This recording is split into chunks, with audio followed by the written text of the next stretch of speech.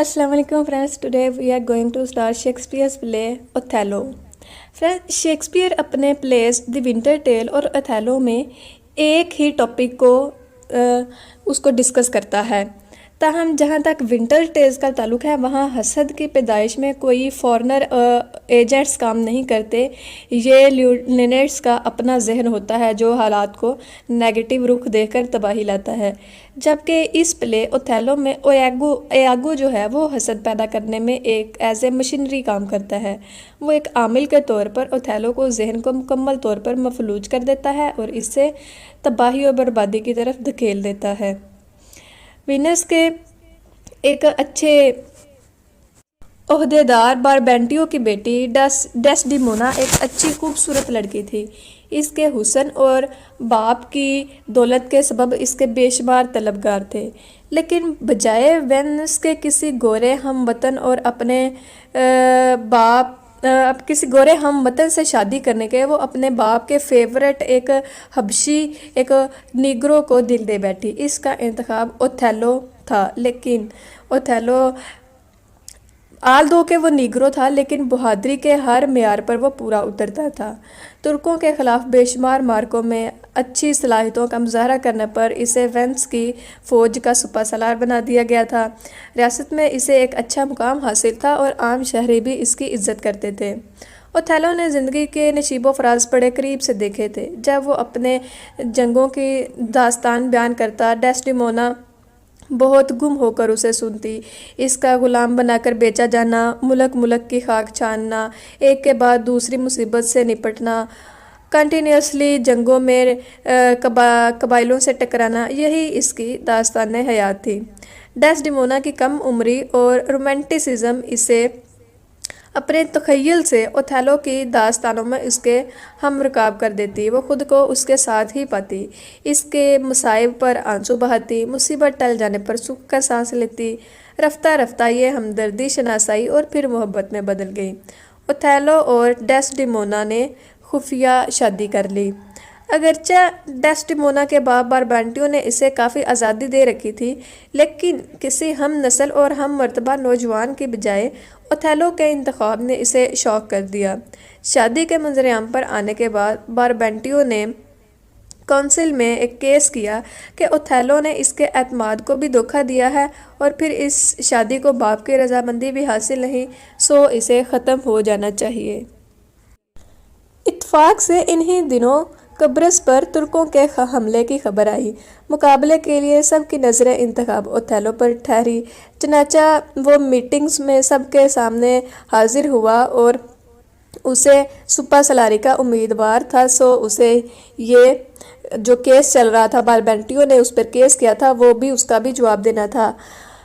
Meeting में बारबेंटियो का जो दावा था वो किसी ने कोई ख़ास उसको अहमियत नहीं दी, लेकिन दूसरी तरफ ओथेलो का जवाब वो बिल्कुल साफ सीधा और झूठ से पाक और सच्चाई और अच्छे दलाइल पर मबनी था। इसकी बीवी यानी बारबेंटियो की बेटी ने भी ओथेलो के हक में ही मीटिंग में बयान दिया कि मुझे अपने खामन शोहर से वही मोहब्बत है जो मेरी वालिदा को मेरे वालिद से थी।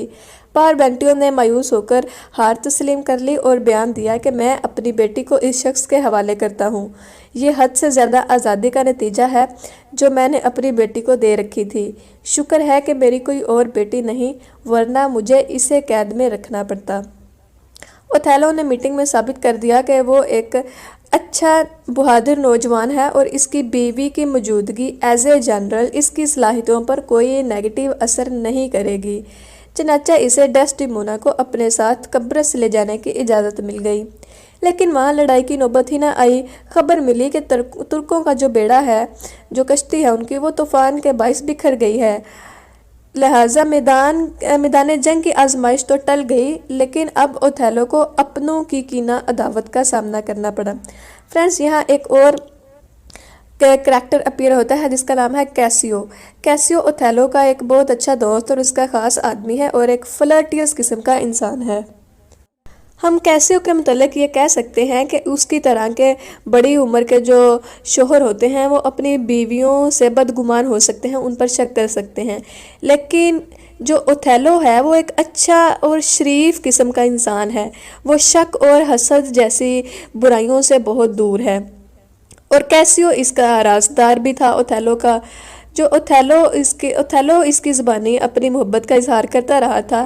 کیسیو نے اوتھیلو اور ڈیسڈیمونا کی جو آپس میں لو لیٹرز ہوتے ہیں ان کو سینڈ کرنے کا کارنامہ سر انجام دے رکھا تھا۔ چنانچہ کیسیو اور ڈیسڈیمونا میں بھی ایک بے تکلفی تھی، وہ بھی اچھے دوست تھے، وہ اس کا شریک حکایت بھی تھا۔ اوتھیلو نے حال ہی میں اسے اپنا نائب مقرر کیا تھا۔ اوتھیلو کی فوج میں ایک شخص ایاگو بھی تھا جس کی مدت ملازمت کیسیو سے زیادہ تھی، اور وہ اوتھیلو کو اپنی راہ میں رکاوٹ سمجھتا تھا۔ کیسیو کو وہ اپنی راہ میں رکاوٹ سمجھتا تھا، وہ اوتھیلو کا دوست اور اس کا خاص آدمی بننے کو اپنا حق سمجھتا تھا، اور وہ اکثر کیسیو کے ساتھ بڑے ہی کوئی تلخ قسم کی گفتگو کرتا تھا، اور اس کی معلومات لڑکیوں سے زیادہ نہیں، کہ وہ یہ اس پہ طنز کرتا کہ اس کی معلومات جو ہیں وہ جنگی امور میں نہیں ہیں بلکہ جو لڑکیوں کے بارے میں زیادہ ہیں۔ ایاگو کے دل میں ایک بے بنیاد شک یہ بھی تھا کہ اوتھیلو کے اس کی بیوی سے تعلقات ہیں، ایاگو کی بیوی سے۔ اس کے سازشی دماغ نے ایک انتقام کا منصوبہ بنایا جو بالآخر اوتھیلو اور ڈیسڈیمونا کی تباہی پر ختم ہوا۔ چالاک ایاگو جو ہے وہ ایک ہیومن سائیکولوجیکل کا ایک رزلٹ تھا کہ ذہنی اور جو روحانی اذیتوں میں سے سخت ترین وہ شک ہے جو شوہر کے ذہن میں بیوی کی وفاداری کے متعلق پیدا ہوتا ہے۔ اسے کوئی پرواہ نہ تھی کہ اس کی سازش کیا گل کھلاتی ہے اور کیسیو یا اوتھیلو کی جانوں پر کیا گزرتی ہے۔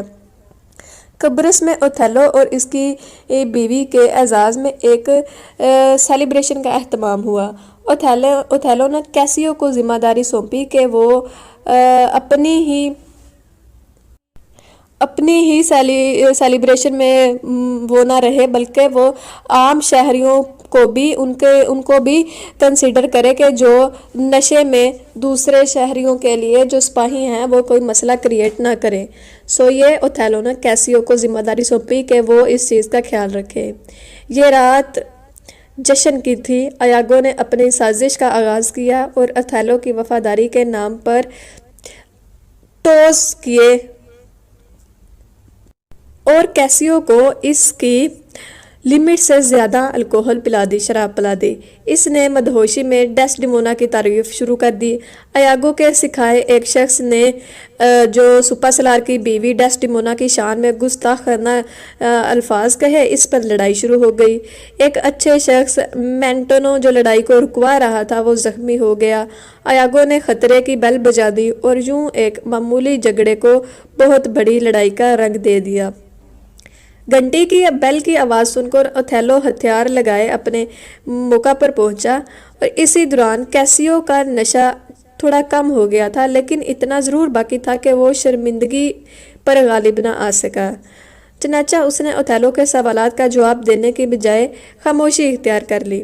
اوتھیلو نے ایاگو سے پوچھا، اس نے جان بوجھ کر ایسا انداز اختیار کیا کہ وہ کیسیو کا قصور چھپا رہا ہو، لیکن ساتھ ہی اس نے کیسیو کو نہ صرف قصوروار ٹھہرایا بلکہ رائی کو پہاڑ بنا کر پیش کیا۔ اوتھیلو ایک قواعد و ضوابط کا پابند تھا، وہ پرنسپلز کو فالو کرنے والا، لاز کو فالو کرنے والا۔ اس نے کیسیو کو اپنے عہدے سے معزول کر دیا۔ یہ ایاگو کی پہلی کامیابی تھی۔ کیسیو اب بھی ایاگو کی چال نہ سمجھ سکا۔ وہ اسی سے مشورے کا طلب ہوا کہ جنرل کی ناراضگی کس طرح ختم کی جائے۔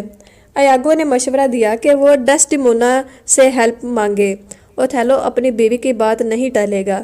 ڈیسڈیمونا نے نہ صرف کیسیو کی سفارش کی بلکہ وہ اس بات پر اڑ گئی کہ سزا قصور سے کہیں زیادہ تھی اور اسے جلد از جلد اپنی نوکری پر بحال ہونا چاہیے۔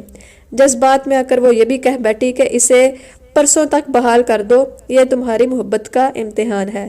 اوتھیلو بھی مان گیا کہ میں اسے ضرور بحال کر دوں گا، صرف اتنا کرو کہ مدت پر زور نہ دو، یہ مجھ پر چھوڑ دو۔ ادھر کیسیو اپنی بلا نوشی اور جب اس کا نشہ اترا تو وہ اپنی حالت پر پریشان تھا۔ اسے سمجھ نہ آتی تھی کہ اپنے سپر سالار جنرل سے کس طرح معافی مانگی جائے۔ جب ایاگو اور اوتھیلو ڈیسڈیمونا کے کمرے میں آئے تو کیسیو ایاگو کی نصیحت کے مطابق ڈیسڈیمونا سے ریکویسٹ کر کے نکل رہا تھا۔ ایاگو نے آہستہ آواز میں لیکن اوتھیلو کو سنانے کے لیے کہا کہ میں یہ پسند نہیں کرتا۔ اسی وقت اوتھیلو نے اس بات پر زیادہ توجہ نہیں دی۔ بعد میں ایاگو نے اوتھیلو سے پوچھا کہ کیسیو شادی سے پہلے ان دونوں کی محبت سے واقف تھا؟ اوتھیلو نے اس بات میں سر ہلا دیا کہ ہاں، وہی تو پیغام رسانی بھی کرتا تھا، وہی تو ہمارے لو لیٹرز ایک دوسرے تک پہنچاتا تھا۔ اس پر ایاگو نے ایک معنی خیز انداز میں کہا، جبھی۔ اب اوتھیلو کو ایاگو کے پہلے لفظ بھی یاد آئے۔ وہ ایاگو کو صاف گو اور دیانتدار شخص خیال کرتا تھا۔ اس نے اصرار کیا کہ وہ سب کچھ صاف صاف کہہ ڈالے۔ یہاں بھی ایاگو نے ہیومن سائیکالوجی سے اپنی گہری واقفیت کام میں لاتے ہوئے تجسس کے جذبے کو ہوا دیتے ہوئے کہا کہ مجھے افسوس ہوگا اگر میرے نامکمل مشاہدے سے جناب اوتھیلو کے اطمینان قلب میں فرق آ گیا۔ نیک ناموں کو محض شبہ میں بدنام کرنا مناسب نہیں۔ آپ فی الحال ان شکوک کو اپنے نزدیک نہ آنے دیں۔ اوتھیلو بھی کہتا ہے کہ اس کی بیوی خوش مزاج ہے، لیکن اس کے خوبصورتی میں کوئی شک نہیں۔ یہاں ایاگو اپنا منصوبہ آگے بڑھاتے ہوئے کہا کہ میں اپنی ہم وطن اٹلی کی عورتوں کو اچھی طرح جانتا ہوں کہ وہ ہزاروں ایسی باتیں کرتے ہیں جن سے ان کے شوہر پریشان رہتے ہیں، بے خبر رہتے ہیں۔ بیگم صاحبہ بھی وہی ہیں کہ اپنے بوڑھے باپ کو دھوکہ دیا اور اسے یقین دلاتی رہی کہ اس پر جادو ہوا ہے۔ جو عورت اپنے باپ کو دھوکہ دے سکتی ہے وہ شوہر کو کیوں نہیں دے سکتی؟ مجھے معاف کیجیے گا، اس وقت میں کھری کھری کہہ رہا ہوں۔ اوتھیلو کے دل میں اٹھتے شک کو وہ اور بھی ہوا دینے کے لیے اس نے کہا کہ ابھی کیسیو کو بحال نہ کریں اور دیکھیں کہ وہ کن التجاؤں سے اس کی سفارش کرتی ہے۔ گو اوتھیلو نے ایاگو سے وعدہ لیا تھا کہ جب تک ٹھوس ثبوت نہیں مل جاتے وہ اپنی بیوی کے کریکٹر پر شک نہیں کرے گا، لیکن اس کے دل کا سکون ختم ہو گیا اور اسے جو سکون کی نیند ہے وہ بھی سکون کی ادویات بھی اسے نیند نہ دے سکی۔ جنگی ہتھیاروں اور ایسے دوسرے مشاغل سے اس کا دل ہٹ گیا۔ آخر جھنجھلا کر اس نے ایک دن ایاگو کی گردن دبوچ لی کہ اس کی بیوی کی پاک دامنی کا ثبوت دے۔ اس پر ایاگو نے اوتھیلو سے کہا کہ اس نے اپنی بیوی کو ایک سرخ رومال تحفے میں دیا تھا۔ اوتھیلو نے کہا کہ ہاں، اس نے دیا تھا، کہ اب وہی رومال کیسیو کے پاس ہے۔ یہ جواب ایاگو نے اوتھیلو کو دیا۔ اوتھیلو پر تو وحشت طاری ہو گئی، اس کو بہت غصہ آیا۔ رومال اس کی بے وفائی کا ثبوت بنا اور اوتھیلو نے اپنی بیوی کو گلا دبا کر مار ڈالا۔ اوتھیلو کی تمام تر خوبیوں پر اس کا شکی مزاج غالب آ گیا۔ اس نے تحقیق کی زحمت بھی نہ کی کہ کیسیو کے پاس وہ رومال پہنچا کس طرح۔ وہ بار بار ڈیسڈیمونا سے رومال مانگتا رہا کہ جو وہ پیش نہ کر سکی۔ دراصل وہ رومال ایاگو نے اپنی بیوی کی ہیلپ سے چوری کر لیا تھا۔ اس نے بیوی کو لالچ دیا کہ بغیر ڈیسڈیمونا کے علم میں لائے وہ رومال اس تک پہنچ جائے تو اسی طرح کا ایک رومال وہ اپنی بیوی کو بھی دلوا دے گا۔